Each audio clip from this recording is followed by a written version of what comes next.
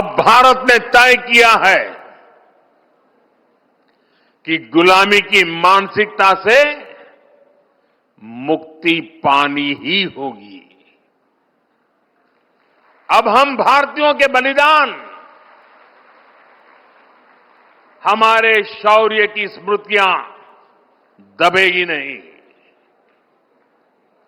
अब देश के नायक नायिकाओं को हाशिए पर नहीं रखा जाएगा और इसलिए वीर बाल दिवस को हम पूरे मनोभाव से मना रहे हैं। और हम इतने पर ही नहीं रुके हैं। मैकाले ने जो साजिश रची थी साल 2035 में, उसके 200 साल अब थोड़ी समय में हो जाएंगे। इसमें अभी 10 साल का समय बाकी है। इन्हीं 10 सालों में हम देश को पूरी तरह गुलामी की मानसिकता से मुक्त करके रहेंगे। 140 करोड़ देशवासियों का एक संकल्प होना चाहिए, क्योंकि देश जब इस गुलामी की मानसिकता से मुक्त होगा, उतना ही स्वदेशी का अभिमान करेगा, उतना ही आत्मनिर्भरता की दिशा में आगे बढ़ेगा। साथियों, गुलामी की मानसिकता से मुक्ति के इस अभियान की एक झलक कुछ दिन पहले हमारे देश की पार्लियामेंट में भी दिखाई दी है। अभी संसद के शीतकालीन सत्र में सांसदों ने हिंदी और अंग्रेजी के अलावा दूसरी भारतीय भाषाओं में लगभग 160 भाषण दिए। करीब 50 भाषण तमिल में हुए, 40 से ज्यादा भाषण मराठी में हुए, करीब 25 भाषण बांग्ला में हुए। दुनिया की किसी भी संसद में ऐसा दृश्य मुश्किल है। ये हम सब के लिए गौरव की बात है। भारत की इस लैंग्वेज डायवर्सिटी को भी मैकाले ने कुचलने का प्रयास किया था। अब गुलामी की मानसिकता से मुक्त होते हमारे देश में भाषाई विविधता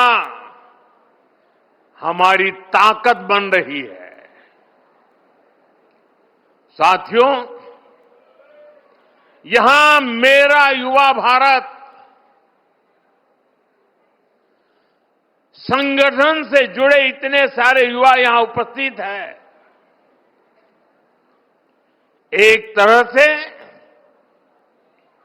आप सभी जैन जी हैं।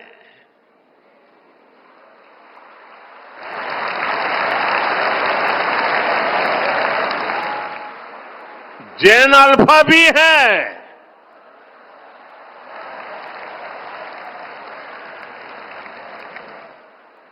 आपकी जनरेशन ही भारत को विकसित भारत के लक्ष्य तक ले जाएगी।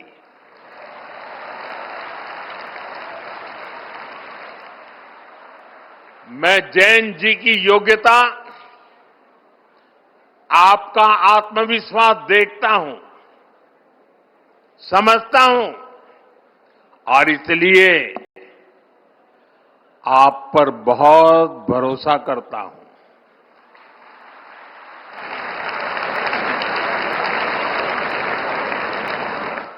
हमारे यहां कहा गया है,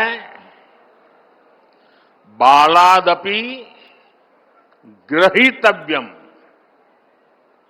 युक्त मुक्तम मनीषी भी, अर्थात अगर छोटा बच्चा भी कोई बुद्धिमानी की बात करे तो उसे ग्रहण करना चाहिए।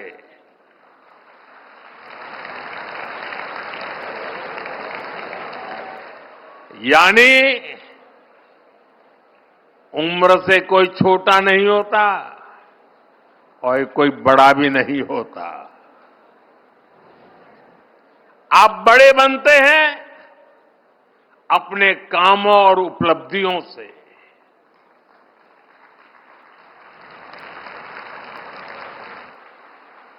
आप कम उम्र में भी ऐसे काम कर सकते हैं कि बाकी लोग आपसे प्रेरणा लें। आपने करके दिखाया है, लेकिन इन उपलब्धियों को अभी केवल एक शुरुआत के तौर पर देखना है। अभी आपको बहुत आगे बढ़ना है। अभी सपनों को आसमान तक लेकर जाना है। और आप भाग्यशाली हैं। आप जिस पीढ़ी में जन्मे हैं, आपकी प्रतिभा के साथ देश मजबूती से खड़ा है।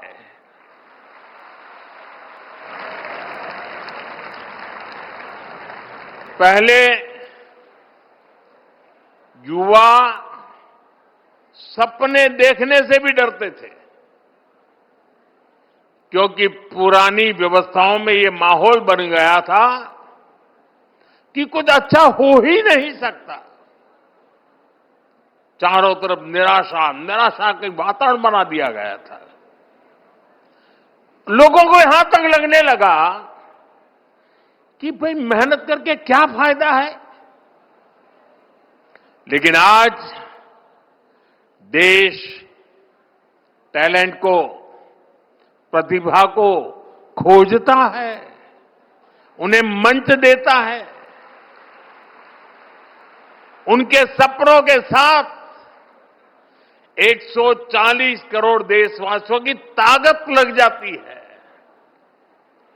डिजिटल इंडिया की सफलता के कारण आपके पास इंटरनेट की ताकत है, आपके पास सीखने के संसाधन है।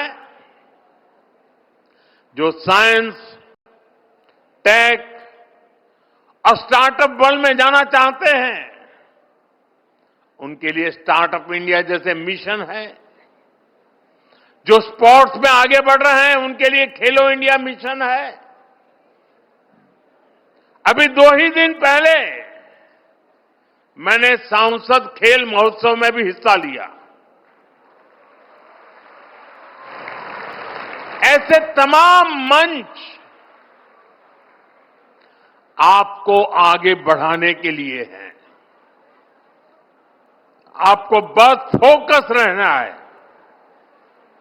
और इसके लिए जरूरी है कि आप शॉर्ट टर्म पॉपुलैरिटी की चमक दमक में न फंसें। ये तब होगा जब आपकी सोच स्पष्ट होगी, जब आपके सिद्धांत स्पष्ट होंगे। और इसलिए आपको अपने आदर्शों से सीखना है, देश की महान विभूतियों से सीखना है। आपको अपनी सफलता को केवल अपने तक सीमित नहीं मानना है। आपका लक्ष्य होना चाहिए, आपकी सफलता देश की सफलता बननी चाहिए। साथियों, आज युवाओं के सशक्तिकरण को ध्यान में रखकर नई पॉलिसी बनाई जा रही है। युवाओं को राष्ट्र निर्माण के केंद्र में रखा गया है।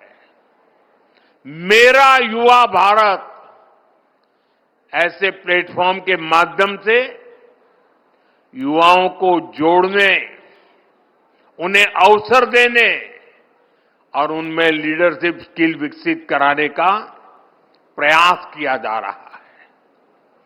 स्पेस इकोनॉमी को आगे बढ़ाना, खेलों को प्रोत्साहित करना, फिनटेक और मैन्युफैक्चरिंग सेक्टर को विस्तार देना, स्किल डेवलपमेंट और इंटर्नशिप के अवसर तैयार करना, इस तरह के हर प्रयास के केंद्र में मेरे युवा साथी ही है। हर सेक्टर में युवाओं के लिए नए अवसर खुल रहे हैं।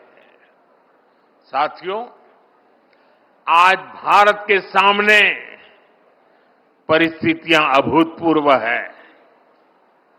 आज भारत दुनिया के सबसे युवा देशों में से एक है। आने वाले 25 वर्ष भारत की दिशा तय करने वाले हैं। आजादी के बाद शायद पहली बार ऐसा हुआ है कि भारत की क्षमताएं, भारत की आकांक्षाएं और भारत से दुनिया की अपेक्षाएं तीनों एक साथ मिल रही है।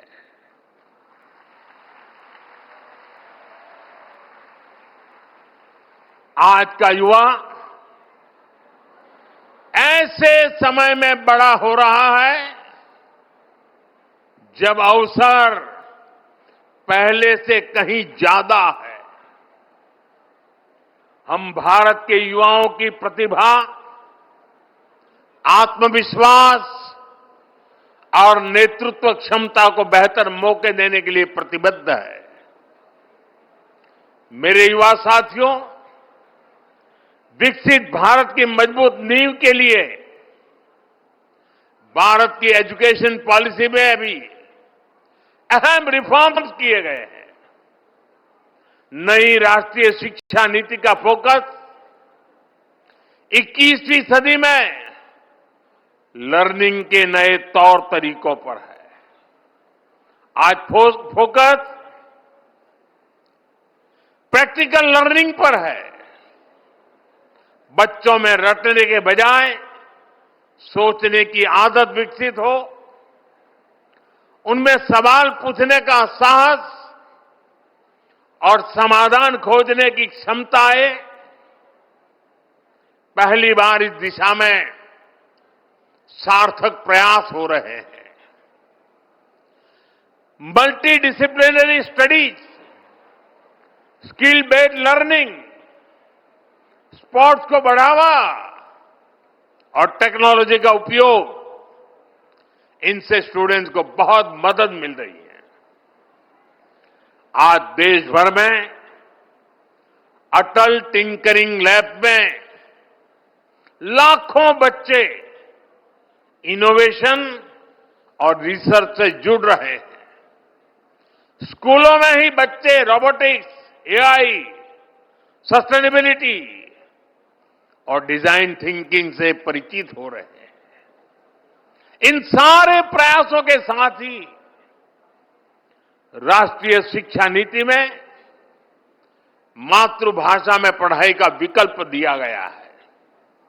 इससे बच्चों को पढ़ाई में आसानी हो रही है, विषयों को समझने में आसानी हो रही है। साथियों, वीर साहिबजादों ने ये नहीं दिखा था कि रास्ता कितना कठिन है। उन्होंने ये देखा था कि रास्ता सही है या नहीं है। आज उसी भावना की आवश्यकता है। मैं भारत के युवाओं से यही अपेक्षा करता हूं, बड़े सपने देखें, कड़ी मेहनत करें और अपने आत्मविश्वास को कभी भी कमजोर न पड़ने दें। भारत का भविष्य उसके बच्चों और युवाओं के भविष्य से ही उज्जवल होगा। उनका साहस, उनकी प्रतिभा और उनका समर्पण राष्ट्र की प्रगति को दिशा देगा। इसी विश्वास के साथ, इस जिम्मेदारी के साथ और इसी निरंतर गति के साथ भारत अपने भविष्य की ओर आगे बढ़ता रहेगा। मैं एक बार फिर वीर साहिबजादों को श्रद्धापूर्वक नमन करता हूं। सभी पुरस्कार विजेताओं को बहुत बहुत बधाई देता हूं। आप सभी का बहुत बहुत धन्यवाद।